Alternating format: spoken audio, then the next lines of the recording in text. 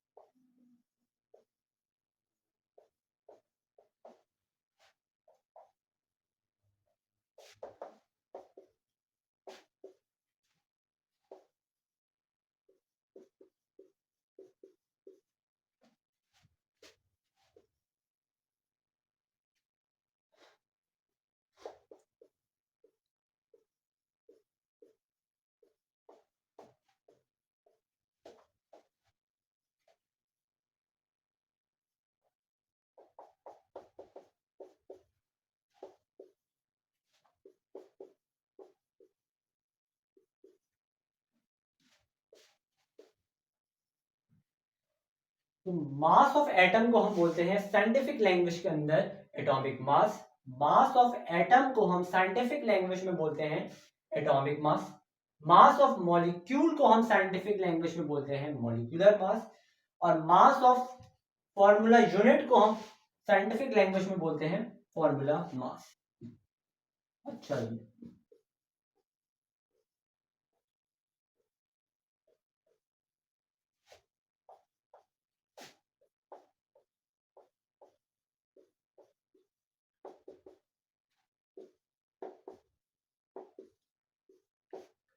अच्छा, ये तमाम जिनके मासेस जो हैं, एटम के मास, मॉलिक्यूल का मास, फॉर्मूला यूनिट का मास, ये तमाम जो है ये एक्सप्रेस होते हैं AMU में।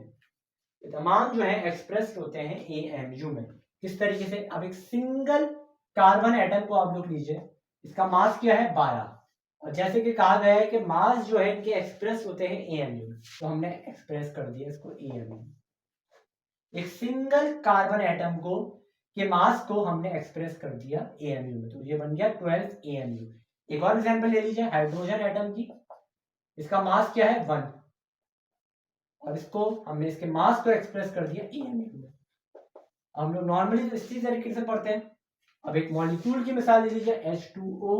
ये एक मॉलिक्यूल है, इसका मास है 18, और जैसे कि कहा गया है कि मास जो है इनके वो एक्सप्रेस होते हैं AMU में, तो ये हो गया 18 AMU।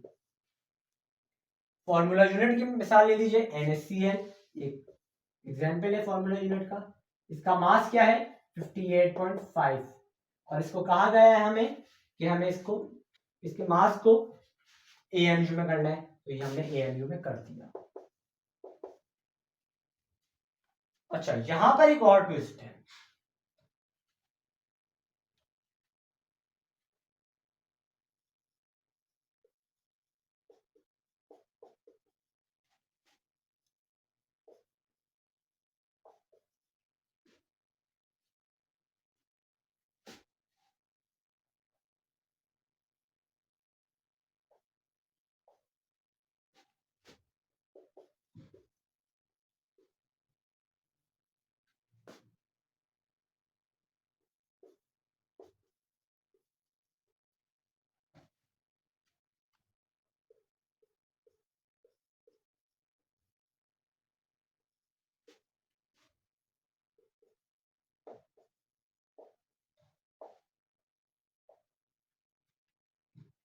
मैं इसको रेस कर देता हूँ ताकि आप लोगों को थोड़ा सा क्लियरली नजर आ जाए।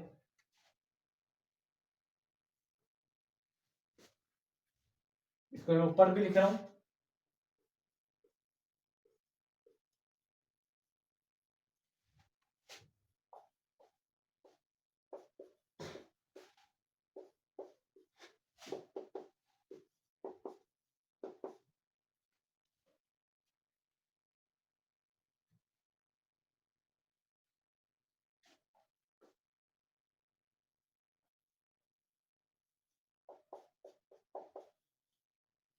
जब हमसे कहा जाए कि हम लोगों को इनको एएमयू में नहीं, अब हम लोगों को इनको ग्राम में हमें इनको एक्सप्रेस करना है, तो फिर ये बन जाते हैं gram atomic mass, gram molecular mass और ग्राम फॉर्मूला मास। जैसे कि ऊपर वाली लाइन है कि these masses are expressed in AMU, लेकिन जब हमसे ये कहा जाए कि एएमयू में नहीं, अब हमें इनको ग्राम में करना है, तो फिर ये हो जाते हैं GAM gram atomic mass, GMM gram molecular mass और GFM ग्राम फॉर्मूला मास। इस तरीके से अभी हमने सबको 12 AMU कार्बन के एटम को, कार्बन के एटॉमिक मास को, हाइड्रोजन के 1 AMU, H2O 18 AMU, NaCl 58.5 AMU। हम नॉर्मली तो इस तरीके से रिप्रेजेंट करते हैं इनके मासेस को, नॉर्मली तो इस तरीके से पढ़ते हैं, लिखते हैं इस तरीके से। लेकिन जब हमसे ये कहा जाए कि हमें इनको ग्राम में करना है, तो फिर हम AMU हटा देते हैं और G लगा देते हैं, मतलब ग्राम। AMU हटा देते हैं और ग्राम लगा देते हैं, AMU हटा देते हैं और ग्राम लगा देते हैं, AMU हटा देते हैं और ग्राम लगा देते हैं। अब ये बन जाते हैं gram atomic mass, gram atomic mass, gram molecular mass और ग्राम फॉर्मूला मास। अब ये बन जाता। अच्छा, और आप लोगों को और एग्जांपल देते हैं, आप लोग थोड़ा स्क्रीनशॉट ले लीजिए अगर आप लोग को लेनी हो।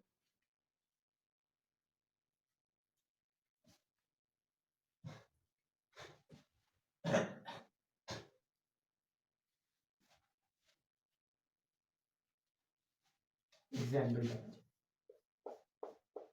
पहले हम लोग शुरू करते हैं gram atomic mass. Example number 1, oxygen. Oxygen का एटॉमिक मास क्या है? 16। नॉर्मली हम इसको किस तरीके से रिप्रेजेंट करते हैं? AMU में, तो ये फिर बन जाता है 16 AMU। नॉर्मली हम इस तरीके से पढ़ते हैं और लिखते हैं, लेकिन अभी हमसे कहा जा रहा है कि इसको ग्राम में करना है, तो फिर ये बन जाता है, इसी एग्जाम्पल को मैं लेते हुए चलता हूं ऑक्सीजन की। अब ये बन गया 16 ग्राम, क्योंकि हमसे ग्राम में मांगा जा रहा है। नॉर्मली जब हमसे कहा जाए, आप इस तरीके से आप लोग पढ़िए एटॉमिक मास, तो हम लोग इस तरीके से लिखते हैं, ठीक है। जब हमसे इस तरीके से कहा जाए तो हम लोग इस तरीके से लिखते हैं। डिजिट में कोई चेंज नहीं आएगा कि आप लोग कंफ्यूज हो जाए ग्राम के नाम को देख के, नहीं, सिर्फ AM इसमें फर्क आएगा, इसमें फर्क आएगा। एग्जाम्पल नंबर 2, हम लोग ले लेते हैं ऑक्सीजन, हाइड्रोजन ले लेते हैं 1। नॉर्मली हम लोग इस तरीके से लिखते हैं, लेकिन जब हमसे ग्राम में कहा जाए कि मैंडेटरी हो जाए हमारे ऊपर यार इसको ग्राम में लिखो, तो हम लोग इसको इसी एग्जाम्पल को मैं लेते हुए चलता हूँ। अब ये ग्राम में इस तरीके से लिखा जाएगा। अच्छा, अब मॉलिक्यूल की मिसाल ले लें, ग्राम फॉर मॉलिक्यूलर मास। एक एग्जाम्पल मैं आप लोगों को दे देता हूँ, CaCO3, सॉरी ये दो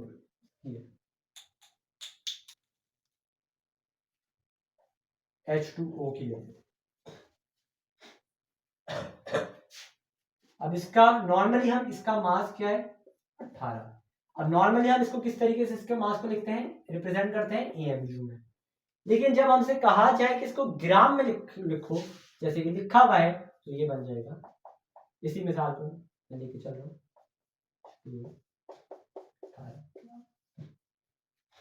जब मॉलिक्यूलर मास कहा जाए, जैसे कि अभी कहा जा रहा है मॉलिक्यूलर मास, तो हम इस तरीके से इसको लिखेंगे। जब हमसे कहा जाए कि gram molecular mass, gram molecular mass पूरा पढ़ा जा रहा हो, तो हम इसको इस तरीके से रिप्रेजेंट करेंगे। अच्छा, दूसरी अब हम लोग लेते हैं अपना ग्राम फॉर्मूला मास की example. Gram formula mass, example number 1, CaCO3। इसका मास क्या है? 100। और हम किस तरीके से इसको नॉर्मली रिप्रेजेंट करते हैं? AMU में इसके मास को, क्योंकि हमने अभी इस तरीके से मैंने पढ़ा है, सिर्फ इस F और M को पढ़ा है। लेकिन जब मैं इसको पूरे को पढ़ूंगा, GFN को पढ़ूंगा, तो फिर मैं इसको ऐसे लिखूंगा, फिर मैं इसको इस तरीके से लिखूंगा। डिजिट में कोई फर्क नहीं आएगा कि यार ग्राम को देख के ये आ जाए कि यार डिजिट कोई और होगा, मास कुछ और होगा, नहीं, मास यही का यही रहेगा, सिर्फ इसमें फर्क आएगा, इसमें फर्क आएगा, ये हो जाएगा, ये हो जाएगा, ये हो जाएगा। नॉर्मली हम इसको इस तरीके से लिखेंगे AMU में, AMU में रिप्रेजेंट करेंगे।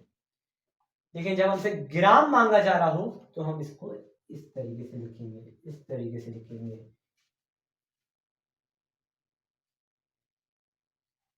यहाँ पर एक थोड़ी सी गलती हो गई है, सॉरी, इस तरीके से लिखेंगे।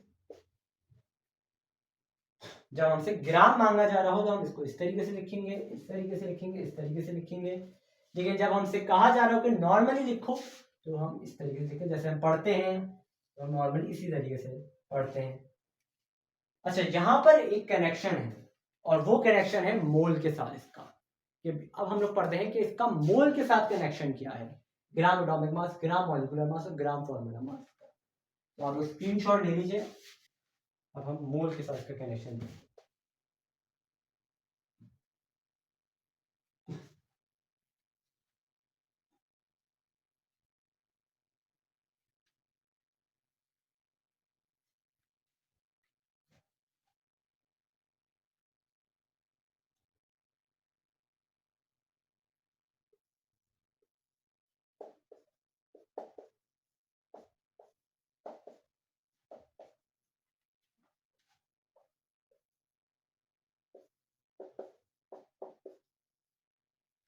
तो ये gram molecular, gram atomic mass, gram molecular mass और ग्राम फॉर्मूला मास जो है इक्वल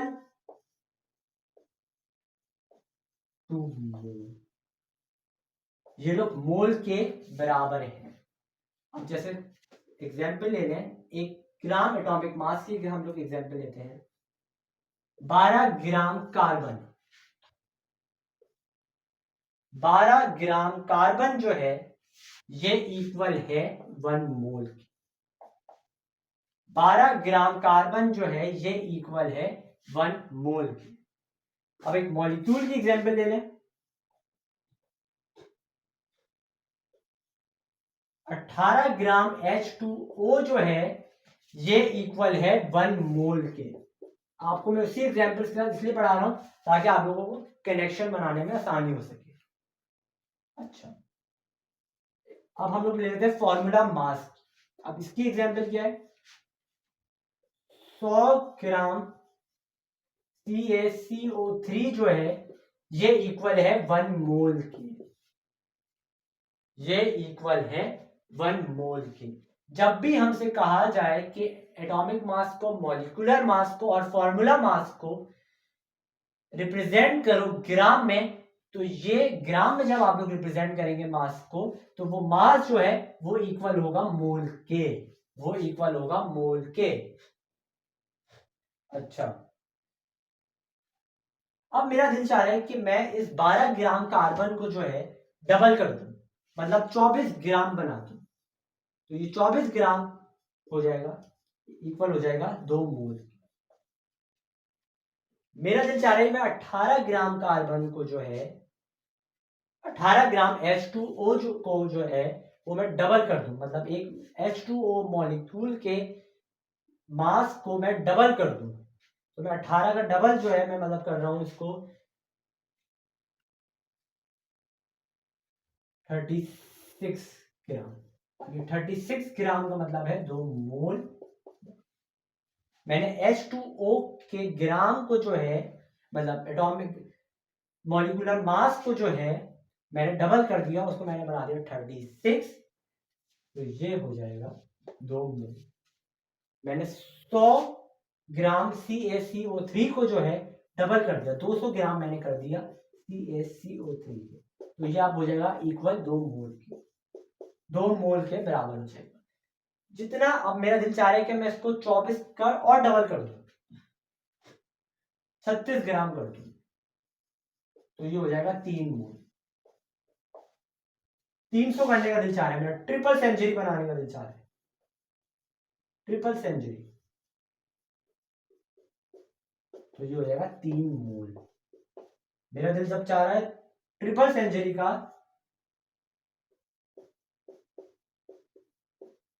तो ये हो जाएगा 3 मोल। जितना ज्यादा हम डबल करते रहेंगे मास को एक एटम के या मॉलिक्यूल के या फॉर्मूला यूनिट के, उतना ज्यादा मोल भी बढ़ता रहेगा। अच्छा, तो आप स्क्रीनशॉट ले लीजिए। और एक चीज और आप लोगों को एक्सप्लेन करनी है, मोल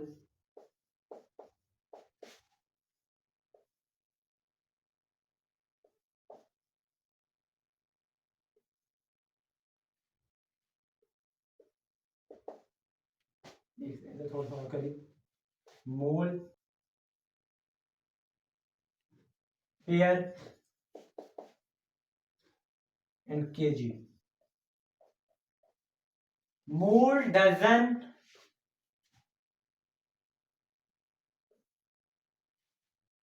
पेयर और केजी जो है, मोल डजन पेयर और केजी जो है, ये सब एक ही खेत की मूली है, ये सब एक ही खेत की मूली है। अब आप लोग गए, अब आप लोग एक दुकान के ऊपर गए, आप लोग ने कहा कि मुझे 1 डजन, 1 दर्जन अंडे दे दीजिए, तो वो दुकानदार जो है आपको 12 अंडे दे देगा। आप लोगों ने कहा नहीं यार मुझे 2 डजन अंडे दे दीजिए, मतलब 2 दर्जन अंडे दे दीजिए, तो वो दुकानदार जो है आपको 24 अंडे दे देगा। अब आप लोग एक दुकान के ऊपर गए, आप लोग ने कहा मुझे 1 पेयर शूज का दे दीजिए, तो वो आपको 2 जूते दे देगा, मतलब एक राइट पैर का और एक लेफ्ट पैर का।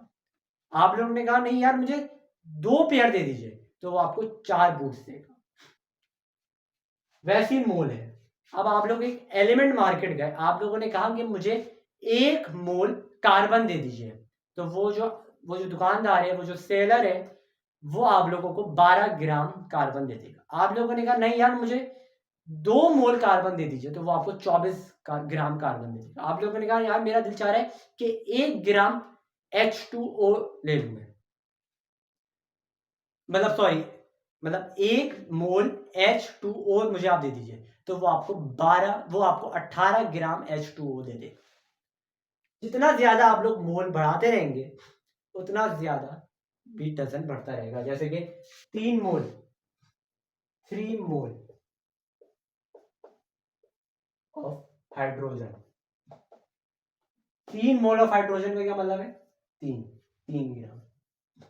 ये भी है, इस तरीके से भी है। तो ये था gram atomic mass, gram molecular mass और ग्राम फॉर्मूला मास। जुड़े रहिए आप लोग समझ के सीखो के साथ। कोई भी आप लोगों को फीडबैक देना हो, कुछ भी आप लोगों को पूछना हो, तो आप लोग कमेंट के थ्रू पूछ सकते हैं। काइंडली लाइक और सब्सक्राइब कर दीजिए। Thank you.